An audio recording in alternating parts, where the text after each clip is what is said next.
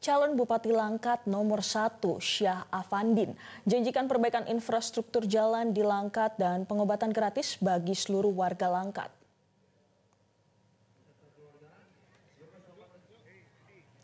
Pasangan calon Bupati Langkat nomor urut 1 Syah Afandin dan Tio Rita Surbakti menggelar kampanye terbuka di Terminal Kecamatan Selesai, Kabupaten Langkat, Sumatera Utara.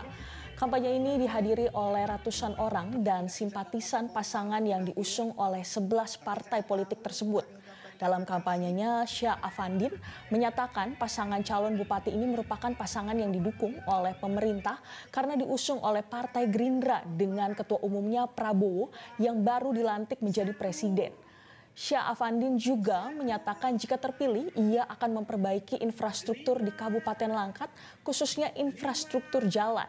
Pasangan ini juga menjanjikan akan mengalokasikan dana sebesar 28 miliar rupiah untuk biaya pengobatan warga Kabupaten Langkat hanya dengan menunjukkan KTP saat berobat ke rumah sakit di seluruh Indonesia. Ibu Nurul itu artinya cahaya, Bu, ya. Punya program pertama, infrastruktur di Langkat harus diperbaiki.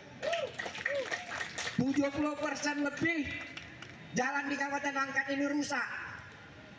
2 tahun saya memimpin sebagai pelaksana tugas bupati. Saya sudah berusaha maksimal untuk memperbaiki. Jelajahi cara baru mendapatkan informasi. Download Metro TV Extend sekarang.